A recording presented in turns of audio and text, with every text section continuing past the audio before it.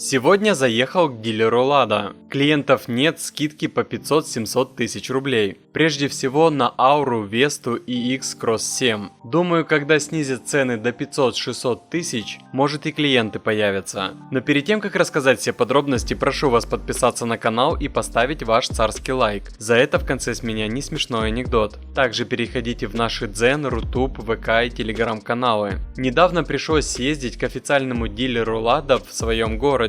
Подошло время 5-го технического обслуживания на моей Весте. Пробег уже подбирался к 70 тысячам километрам, так что визит был вполне закономерен. Понимая, что процедура займет приличное количество времени, я решил не терять зря часы ожидания и занялся изучением ценников и общей атмосферы в автосалоне. Впечатления получились неоднозначными. Нет, не скажу, что все совсем уныло. До этого еще не дошло. Персонал встречает вежливо, менеджеры подходят практически сразу, охотно общаются. Но при этом ощущается почти полное отсутствие клиентов. За все время моего прибытия в здании, а это примерно 4 часа в будний вечер, я насчитал около 10 посетителей. Из них только 2 сели за стол к консультанту, чтобы обсудить покупку. Судя по обрывкам разговора, интересовались классической трехдверной Нивой, но узнав цену, заметно приуныли. Менеджеры и кредитный отдел тут же включились в процесс, начали предлагать разные варианты, лишь бы удержать потенциального покупателя. Но чем все закончилось, не знаю, ушел раньше. Если задуматься, 10 человек за 4 часа это очень скромный показатель. И это ведь не премиум бренд, а Lada, у которой раньше с клиентским трафиком проблем не было.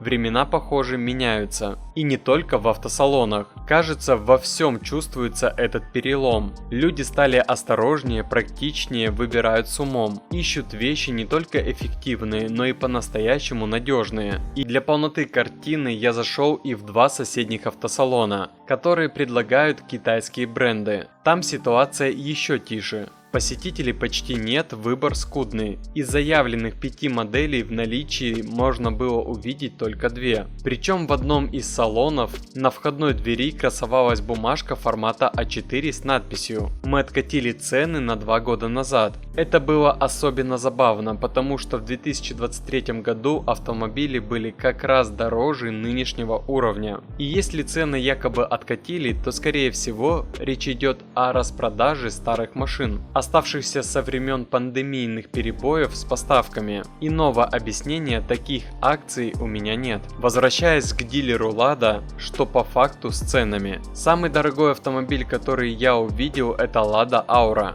Как известно, недавно стали появляться большие скидки на эту модель. Например, в Петербурге ее начали предлагать с уценкой в 700 тысяч рублей. Теперь и в Нижнем Новгороде такая же история. Цена упала с заводских 2 799 тысяч рублей до 2 99 тысяч. И это по сути признание того, что изначально ценник был назначен с расчетом на несуществующего покупателя. По большому счету это удлиненная Веста с кожаным салоном. И стоит она как иномарка бизнес-класса. Из действительно полезных новшеств в Ауре разве что натуральная кожа, но все остальное осталось на уровне более дешевых моделей. Например, кондиционер управляется механическими крутилками, издающими характерные щелчки, как на самой дешевой Гранте. Учитывая цену, все это выглядит откровенно странно. Нетрудно догадаться, что интерес к этой модели у частных лиц практически нулевой. Возможно, такие машины будут целенаправленно закупаться для чиновников и такси,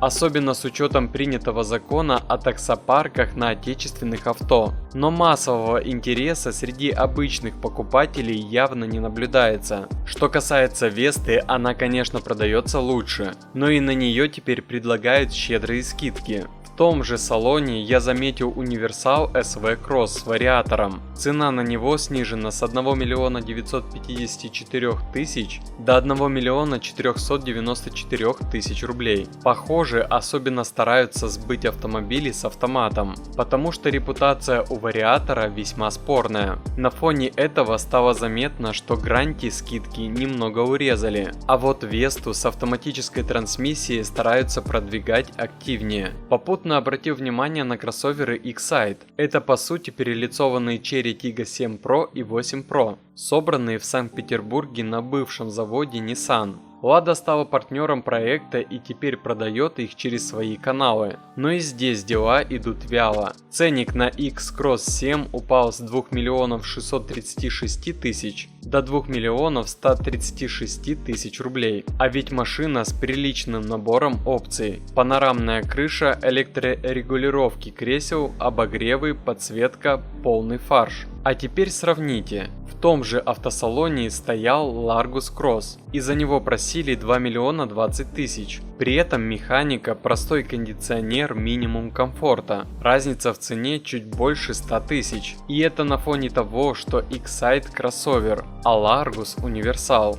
Видимо, продажи настолько слабы, что приходится идти на более ценовое сближение. В остальном ничего неожиданного. Самая простая трехдверная Нива теперь стоит больше миллиона. Гранта в исполнении Sportline почти 1 миллион 400 тысяч. Однако интереса к ним у посетителей не наблюдалось. Только один ребенок лазил по машинам от скуки, пока родители занимались своими делами. Помню, смотрел YouTube и прекрасно помню 2018 год. Все тогда говорили 600 тысяч за Весту дорого, а у нас в стране все и всегда дорожает. А сейчас и автокредиты 30 и выше процентов, поэтому и тормознулись продажи. Проще переделать старую Весту в новую, затрат 200 тысяч, уж если очень хочется новую морду и зад. Просто у людей нет денег. У брата средняя зарплата в Брянской области 20-30 тысяч, по заявлениям Мишустина 70 тысяч. За что покупать машины и квартиры? Кредит недоступен и слава богу. Даже эти скидки на 500 000 сейчас дают не по желанию, а через кредит. И в конечном итоге выходишь на те же деньги, а то и больше. Вот такие наблюдения. Поделился тем, что увидел своими глазами. Как вам такие скидки, что скажете? Всегда интересно почитать ваше мнение. Ну и обещанная мною шутка. Начали снимать новый сериал. На этот раз про коррупцию. И название подходящее – «Спрут». Так ведь это название уже было у итальянцев. Было, но у них это имя существительное, а у нас будет глагол. А больше автоновостей, инсайдов и юмора вы найдете в наших Дзен, Рутуб, ВК и Телеграм каналах, ссылки в описании.